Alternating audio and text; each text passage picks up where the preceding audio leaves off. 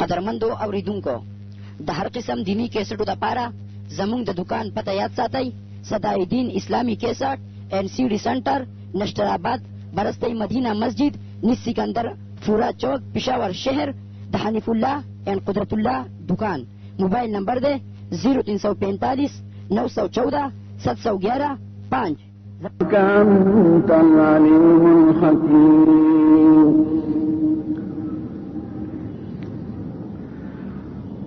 نحمده ونستعينه ونستغفره ونؤمن به ونتوكل عليه ونعوذ بالله من شرور أنفسنا ومن سيئات أعمالنا.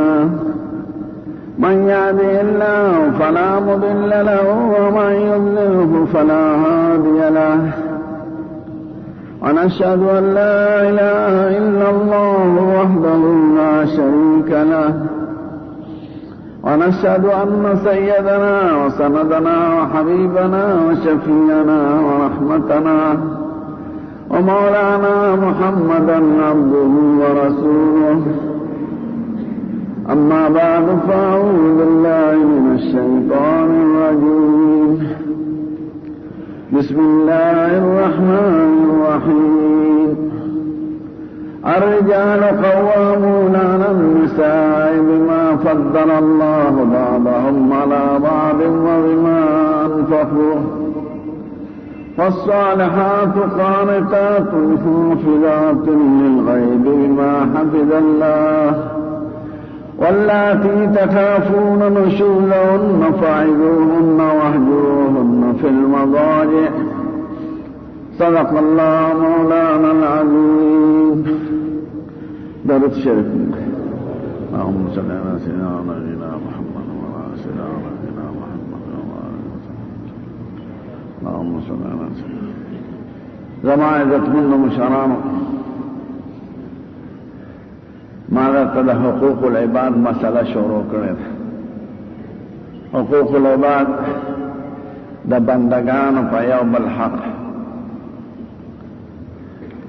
د معاشره د اصلاح د پاره دا ضروري چې سړی د یو بل حق خیال ساتي. نو د مور پلار د حق بیان مې تکړه او د زویم په د حق د اولاد د حق.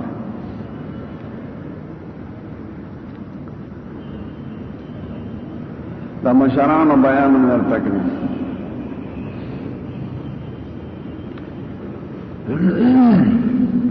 نن د ښځې او د خاوند په باره کې ورته بیان کو.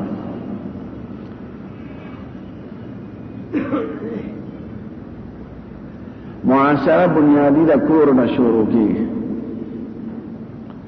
او کور کې د ښځې خاوند نه شروع کېږي. د هغې د بال بچي او سلسله د نسب خاري د کورونو نه کورونه د ښځې خاوند نه شروع کېږي. نو چې دوی د یو بل د حقونو لحاظ کوي د هغې معاشره به ښکلې اولاد به یې نیکانې په سړیتوب به او چې ښځه خاوند هر وخت په جګړه نو د هغې اول اثر په اولاد کېږي. ځکه دا مور پلار اوله مدرسه او سکول دی د اولاد دپاره. نو چې مور پلار کې اختلافي جګړې یو بل سره نو اولاد کې هغه اثر راشي. نو د مور پلار یعنی د ښځې د خاوند د یو بل د حقونو خیال ډېر ساتل پکار. د خاوند په ښځې هم حق شته او د ښځې په خاوند هم حق شته. خدای پاک وایي سړي نګرانان دي په ښځو، یعنی د سړو مرتبه اوچته ده د دوو وجو نه. یو خدا چې خدای سړي کې ذاتي صلاحیت داسې کړی چې د ښځې نه اوچت، بلکې د انسان نه علاوه څومره حیوانات چې دي هغې کې نر طاقتمند دی په نسبت د زنانه.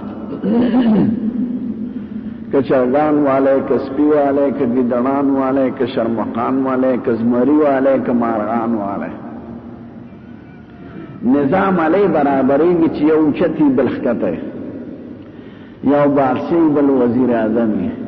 او چې څوک دواړه برابروي نو دا کور خرابوي. نو خدای وای سړی اوچت دي په درجه کې ځکه دوی کې ذاتي صلاحیت د ښځو په نسبت زیات دی د ښځې هر جز د سړي په نسبت کم دی حتی کې چې دماغ 50 ګرامه کم دی د سړي نه یو شی په ښځو کې زیات دی چې هغه ډېرې خبرې کولې د خبرو طاقت په ښځو کې زیات دی نور هر طاقت د سړي په نسبت کم دی سړی تر بوډاتوبه پورې اولاد وړي او ښځه 45 کالو ته ورسېږي نو ودرېږي نو خدای وایي بما فضل الله بعضهم علی بعض هغه ذاتي صفات او کمالات چې ما په نارینه کې ایښي دي د دې وجې نه د سړو درجه اوچته ده دویم بما انفقوا من اموالهم ما ټوله خرچه په سړو مقرره کړې ده نو چې څوک خرچ کوي د کور ذمواري علي د بال بچ له نفقه پیدا کوي نو اختیار خو د هغه په لاس کې دی خدای داسې نه دی کړی چې نیمه خرچه یې په سړي مقرره کړي او نیمه یې په ښځه بلکې د سړي خپله خرچه هم په سړي ده د ښځې خرچه هم په سړي ده د ښځې د بال بچ هم خرچه په سړي ده اسلام کې د خود سره ډېر زیات احسان شوی دی زموږ په معاشره کې چې څوک د انګریزانو نقل ته خوشحالېږي زموږ د لیډران یا حاکمان نو هغوی د اول د هغوی د معاشرې تپوس وکړي هلته سړی او ښځه یو بل ښځه ګرځي خاوند پسې نو چې یو سړي سره دوستانه وشي ورته وایي زه تا کوم هغه وایي ډېره ښه زه تا کوم ودرېږه اول به یو څو ورځې ژوند تېر کړو چې د یو بل په خوی بوی پوه شو نو چې اول ژوند تېروي اور او پنبه یو ځای کېږي او په ځان له هوټلو کې او ځان له د سیل ځایونو کې او پکنیک مناوي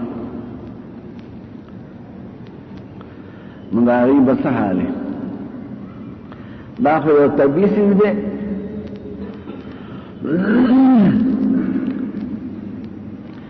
نو بیا ورته وایي څو پیسې دي بینک کې د څومره بینک بیلنس د څومره دی څه کار کوي نو څه خرچه خاوند کړي او لږه خرچه په سړي ښځه باندې خرچه زیاته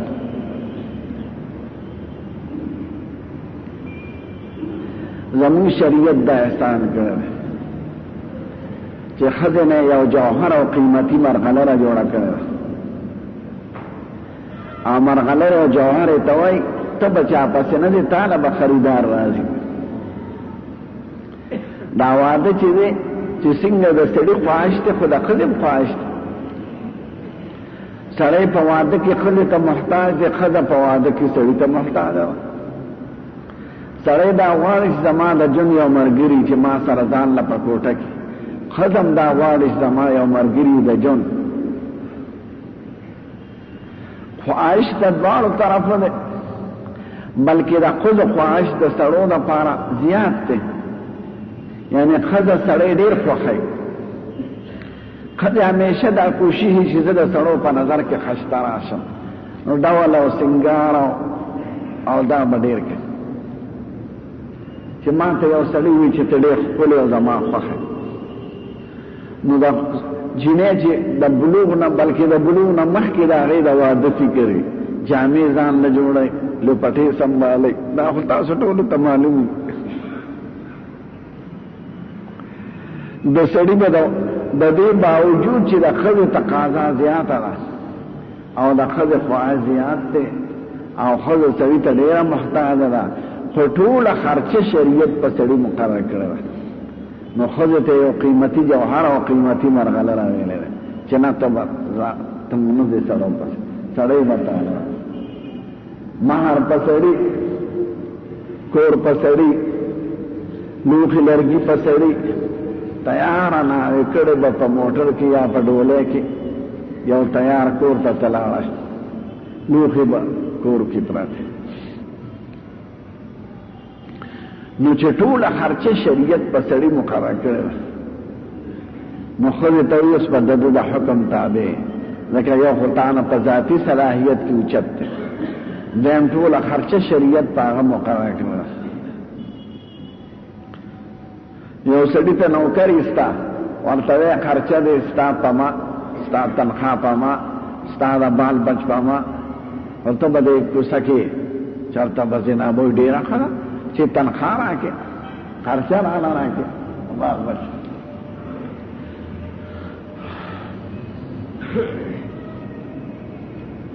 نو خدای وایي نیکه ښځه هغه د خاوند تابع وي نو د سړي حق په ښځه باندې د دې دوو وجو نه زیات ذاتي قوت پکې خدای کړی دی او خرچه په هغه مقرر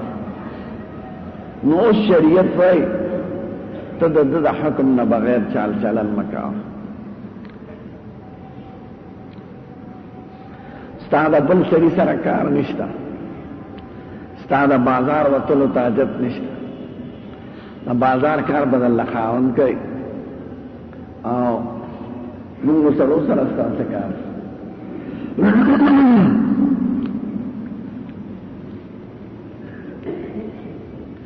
یو عربي راغی حضور پاک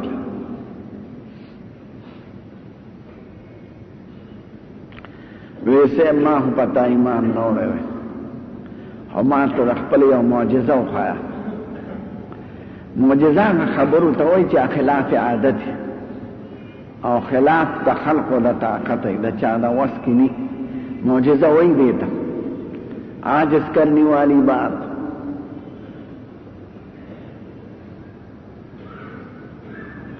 حضور پاک راته وایي څه غواړئ ځکه د هر چا د پوهې مطابق به یې ترې تپوس کړم بعض سړی کني د حضور ذات په خپله او د هغه تعلیمات ټوله معجزې وه خو هر سړی په دې نه پوهېږي بعضې خلک د سترګو لیدلو غواړي وی صاحب دغه ونه چې ولاړه وه چې دا تاله راشي وی قضا ورشه دی ونه ته او ونې څانګه ونیسه ورته وی رسول الله وایي چې راشه ونه وخوځېده یو طرف ته بل خوا دا جړ راووت او راغله دی به سوی باس بیا هغه ونې ته وایي ځه ونه بیا لاړه هغه جړې په خپلو ځایونو کې ننوت نو قصیده بردی والا دغه معجزې ته اشاره هم کړې ده وی جاءت لدعوته الاشجار ساجدة تمشي الیه علی ساق بلا قدم د حضور مبارک په دعوت اونې راغلي دي چې را روانې وې هغه ته په خپلو جو بغیر قدم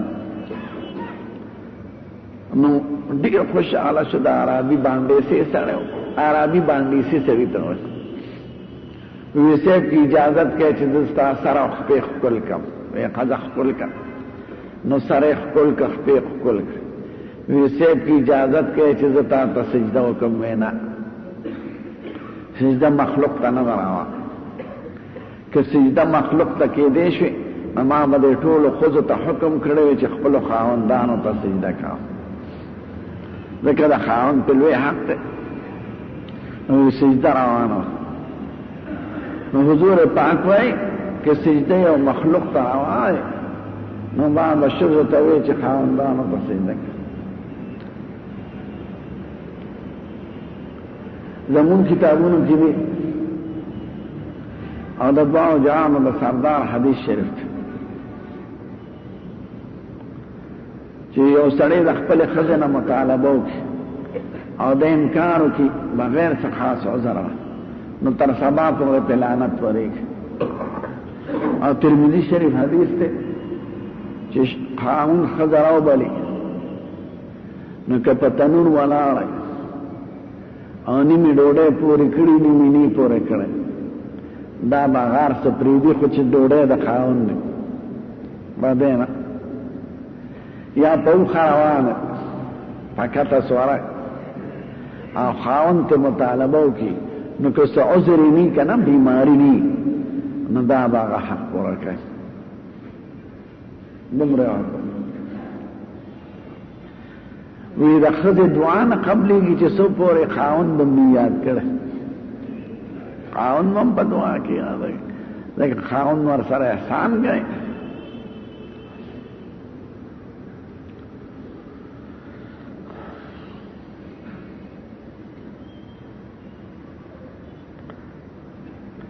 که چې څنګه د ښځو حق د خاوندانو حق دی په ښځو نو د ښځو هم حق دی په خاوندانو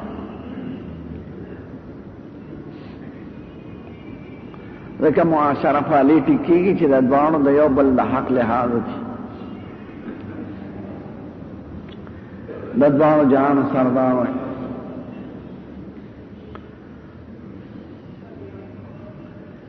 چې زما په امت کې ما ته بهتر هغه سړی ښکاري چې هغه د خپل ټبر سره ژوند ښه تېروي خیرکم خیرکم لاهله وانا خیرکم لاهلی په ټول امت کې مې هغه امتي غوره دی چې د خپل ټبر سره ژوند تېروي او زه د خپلو ټبرو سره ژوند ښه تېروم نبي کریم 11 ودونه کړي او پیغمبرانو ته څه پابندي نه هغې کې ډېر رازونه قومونه پې خپلوي قبایل پې خپلوي چرته یو بیبي ته کنځل نه دی کړی کنځل خو لویه خبره چرته یو بیبي واله نه ده اگر چې د والو اجازه شي ښځه به د خاوند د اجازت نه بغیر بار ته نه شي نه به د خاوند کله چاته اجازت کوي چې راشي که خاوند ورته ووایي چې رور به دې نه راځي نو نشي راتلی پلار به دې نه راځي نو نشي راتلی دا دې وله ځي خاوند دې د پلار د کور نه نشي منع کولی مور پلار که رابطه کې تلی شي او نږدې رشته دارانو کره میاشت کې تلی شي او لرې رشته دارانو کره پلار کال کې تلی شي د هغې نه زیات یې حق نشته د دواړو جهانو سردار وایي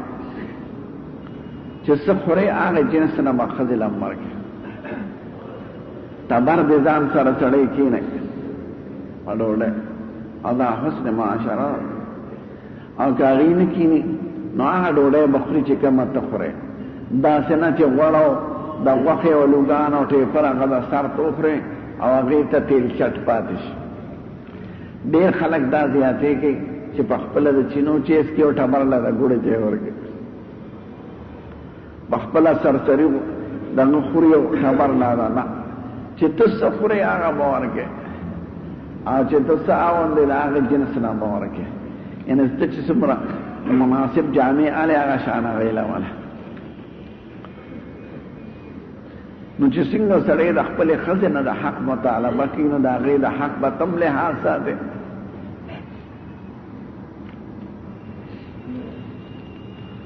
د دواړو جهانو سردار وایي دا ترمذي شریف حدیث دی المرأة اذا صامت شهرها وصلت خمسها وی ښځه چې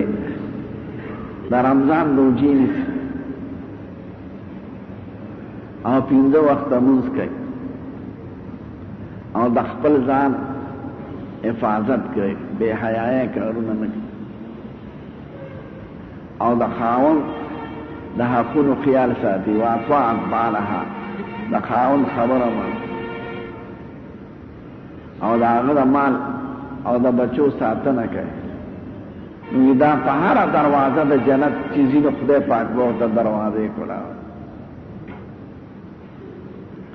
د خدای د فضل او کرم خو بې اندازې لوی دریابونه دي معمولي بانه غواړي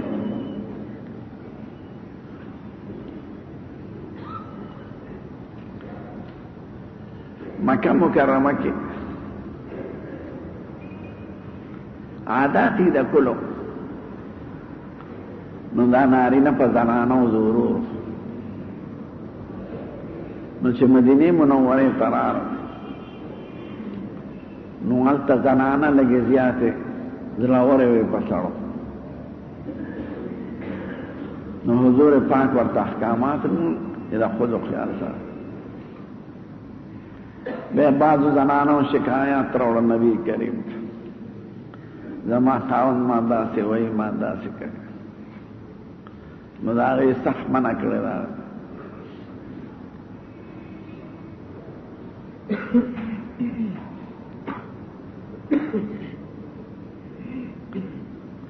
یو ورځ یو ښځه راغله د پتونو خپو باندې بیبي ته یې ځان وښاو چې شنه داغونه دي پې هغې وی ولې وی دا د خاون والی نبی هغه خاون بیبي نبی کریم ته وویل چې بعضې خلک داسې سخت طبیعت نبی کریم په خار شو نه یو سړی د عمر فاروق زمانه نبی کریم دا ویلو چې زنانه د جماعت ته مه منع کوه ځکه هغه وخت کې د تعلیم ضرورت او د تربیت ضرورت اوس هم حرمینو شریفینو ته زنانه راځي مدینه منوره کې او بیت الله شریف البته عام جماعتونو کې نه شام کې مالی دلی چې کوم نی جماعتونه یې ته زنانه راځي خو لارې جدایي او پرده لګېدلې نو عمر فاروق صاحب د ښځو په مسله کې ډېر سخت غیرتي یو وعده یې کړه نو زړه یې دا غواړي چې دا مانځله نه ځي خو منع کول یې نه شو ځکه نبي کریم ویل نو عمر صاحب دا کار چې ورځ دا ښځه تلې ده مخکې مانځله بیا راوته د جومات نو عمر فاروق په ناشنا وضع کې داسې ته زر او په دې یې سونګاره ولګوله بله ښځه وه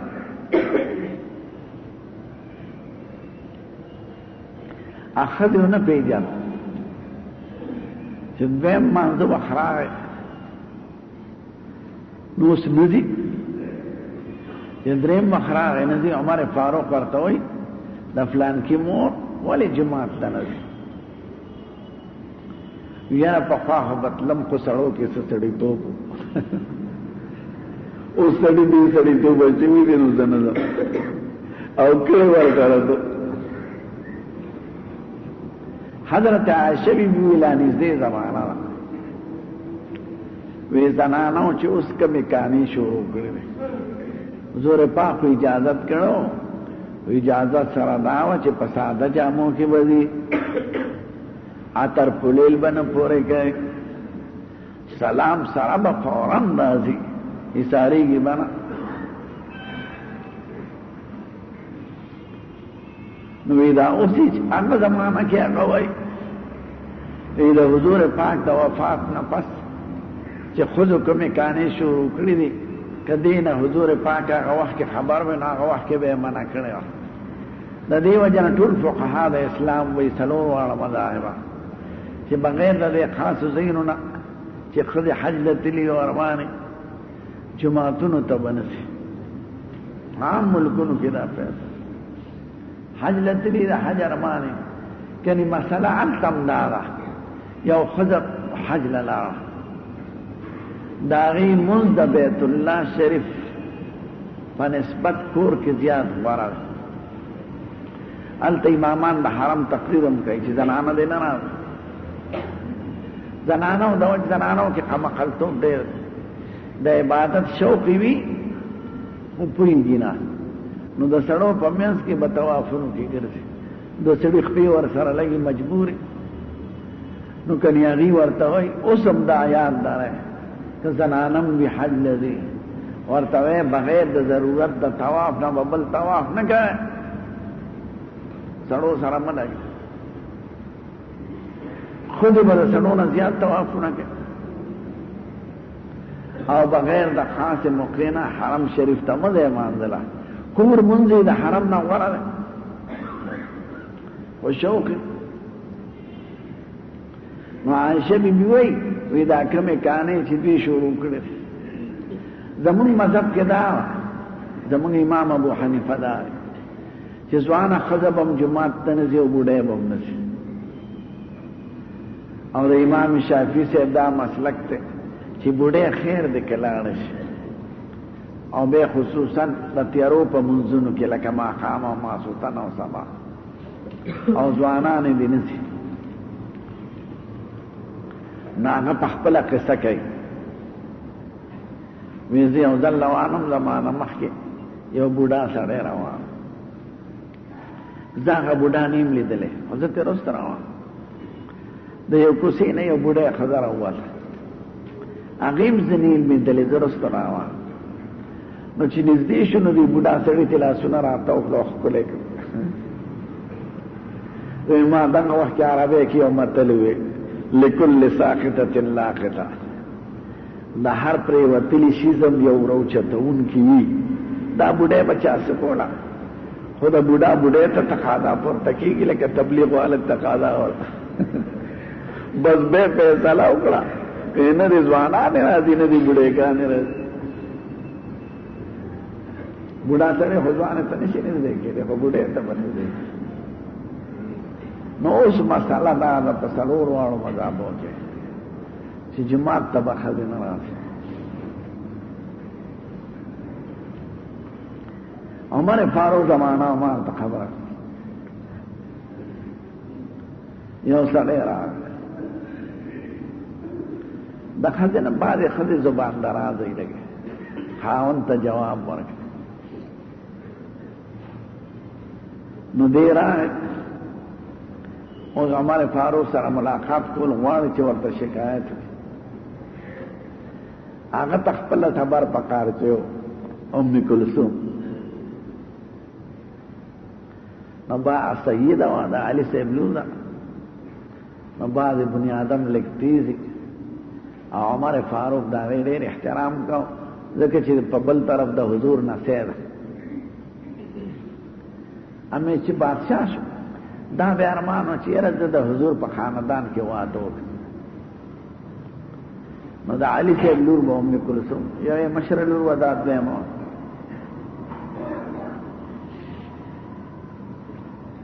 نو علي صاحب ته وایي صحابه کرامو کې د ودونو تکلف نو بې قیده بې خبره کړو هغه ته وایي زه دا غواړم چې تاسو سره رشته وکړم او ته ماله خپله لور راکړي دې دغه وخت کې خلیفه دی علي صاحب یې بلکل خو زما لور خو وړه ده او لومبۍ لور د تره په زوی واده وه او دا دویمه وه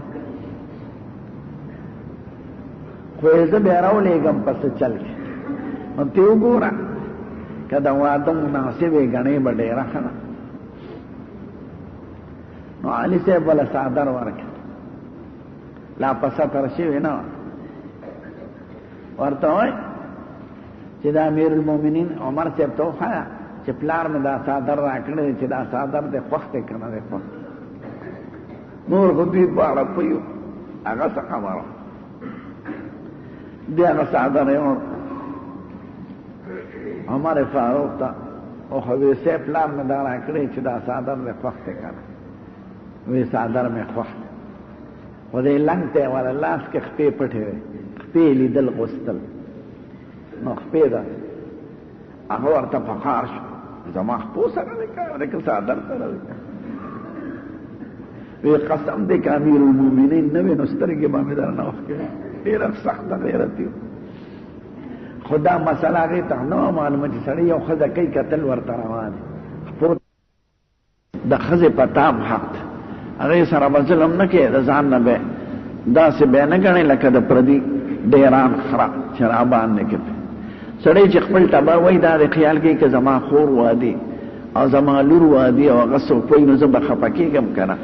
نو ستا دا ښځه هم د چا لور ده که نه او د چا خور ده نو چې څنګه ته په خپله لور ځایرېږې او په خپله خور ځایرېږې